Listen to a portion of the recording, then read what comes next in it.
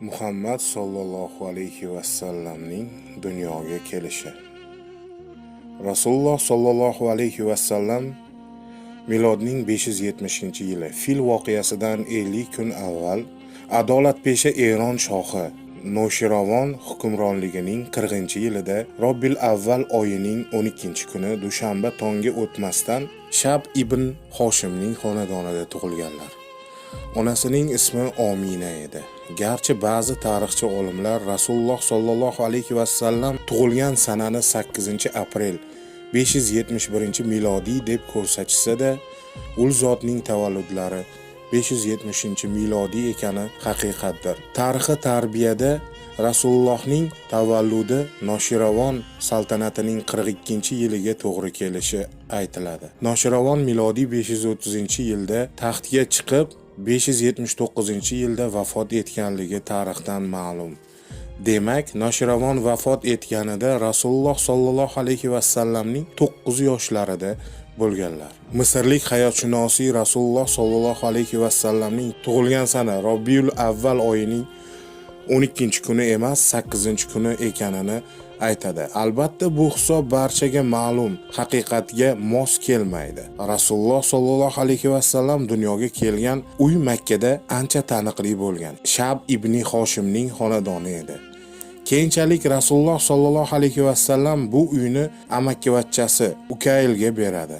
Ukayl avlodlari bu uyni hijratning 100-yilida Ibn Yusufga sotishadi. O'sha paytlarda bu joy Ibn Yusuf saroyi, ko'cha esa Mavlud ko'chasi deb nomlanar edi. Qorun ar-Rashid zamonida Makkaga borgan Zubayda xotin uyini sotib oladi va bu muborak joyda masjid quriladi. Biroq afsuski, vahobiychilik siyosati bunga qarshi turib, masjidni buzdirishdi. Rasululloh sallallohu alayhi va sallamning padari buzurgorlari milodning 545-yili dunyoga kelganlar. Qurayshiylar sardori Abdulmutolibning 10 va kenja farzandi edilar. Abdulmutolib o'g'li Abdullohni 569-yilda Bani Zuhra qabilasi oqsoqoli Vahobning qizi Ominaga uylantiradi. Hazrati Omina nasl va nasabga ko'ra Quraysh qizlari orasida eng donosi hamda eng go'zali edilar. Hazrati Omina homilador bo'lgach, Abdulloh tijorat maqsadida Suriyaga yo'l oladi. Madinaga qaytayotganda xastalanadi va 25 yoshida Rasululloh sallallohu alayhi va sallamning tug'ilishidan 2 oy avval Madinada omonatini topshiradi. Shu tariqa Rasululloh sallallohu alayhi va sallam ona qornidayoq yetim bo'lib qoladi. Otasi Abdullohdan meros bo'lib bir nechta qo'y, tuya, 9000 urush pul hamda Ummu Ayyam ismli bir qul qoladi. Bobosi Abdulmutolib Rasululloh sallallohu alayhi va sallam tug'ilmasdan avval bir tush ko'radi va qattiq hayajon bilan uyg'onadi. Tush quyidagicha edi. Tushida belidan oppoq bir zanjir ajralib chiqadi. Zanjirning 4 uchi bo'lib, biri ko'kka, biri yerga, biri mag'ribga, biri mashriqqa cho'zilgan edi. Shu payt zanjir ustida turli mevalarga g'arq pishgan bir daraxt qad ko'taradi. Daraxt ostida esa 2 nuroniy zot tik turishardi. Abdulmutolib ularning kim ekanligini so'raydi. Yonida turgan kishi ulardan biri Nuh alayhisalom, yana biri esa Ibrohim alayhisalom ekanini aytadi va unga qarab shunday deydi: "Bu og'och sening ajdodingdan paydo bo'ldi. Uning butoqlari sening avlodlaring bo'ladi." Abdulmutolib tush ta'birini bir kohindan so'raydi. Kohin shunday deydi: "Ey Abdulmutolib, sening zurriyodingdan shunday bir zot tug'iladiki, uning hukmi sharqda, g'arbda, yerda va ko'kda joriy bo'ladi. Uning dini Ibrohim alayhisalom dini asosiga qurilib, oxiratga qadar davom etadi." Abdulmutolib bundan juda sevinadi. Tush amalga oshadi. Hazrati Omina aytadiki, to'lg'oq paytida barcha ayollarda bo'ladigan og'riq mening vujudimdan tark etgan edi. Bir kun avval tush ko'rdim. Tushimda bir kishi: "Ey yo Omina, sen buyuk rasulga homiladorsan. Bola tug'ilgach unga Muhammad deb ism qo'y" dedi. Bu ovozdan asablarim titrab ketdi. Tug'ish payti yaqinlashgach, ovoz qulog'im ostida yana jarangladi. Qo'rqib ketdim. Shu payt uyga shiddatli nur yog'ilib kirdi. Qattiq shovqin eshitildi. Butun vujudim titrab turgan paytda bir oqqush kirib, qanotlari bilan yelkamni siladi. Shu onda ichimdagi qo'rquv yo'qoldi. Chanqagan edi. Biroq bir piyola suv tutadigan odam yo'q edi.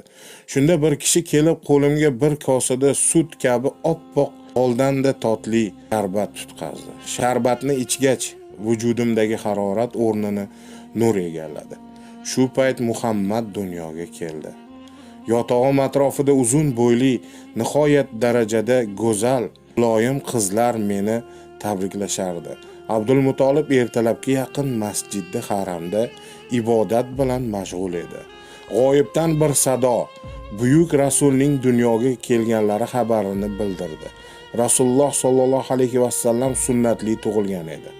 Orqasidagi ikki kuraklari orasida buvat muhri bor edi. Unda bah ya Muhammad anta haysurun tavajjah haysu shitta fainka mansurun la ilaha illalloh Muhammadan rasululloh.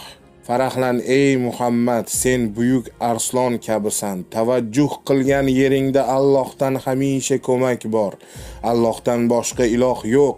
Muhammad uning rasulidir. Tavrotning 5-safarida buyuk rasulning tug'ilishi haqida naql qilinadi. Bu mujdada Rasululloh sollallohu alayhi vasallamning Ibrohim alayhisalom sulubidan kelishi, Muso alayhisalom kabi buyuk shariat olib kelishi aytiladi. Xristianlar bu naql Iso alayhisalomga oid ekanligini uqdirishadi.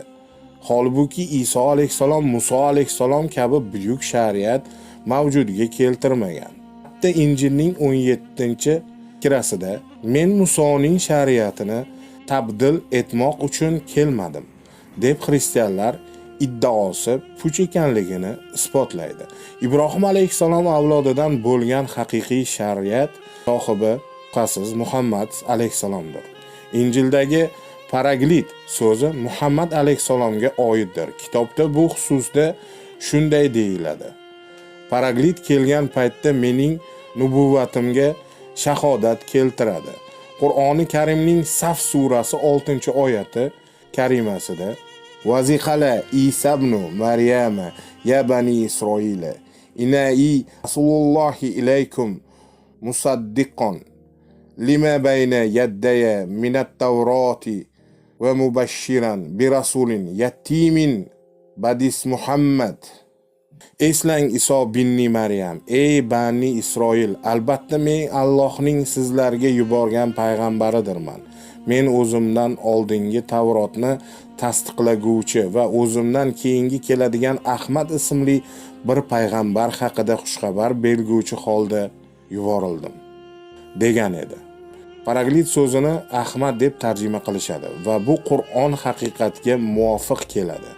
Injilning arabcha nusxalarida ham paraglit so'zi o'rniga Ahmad ismi ishlatilgan.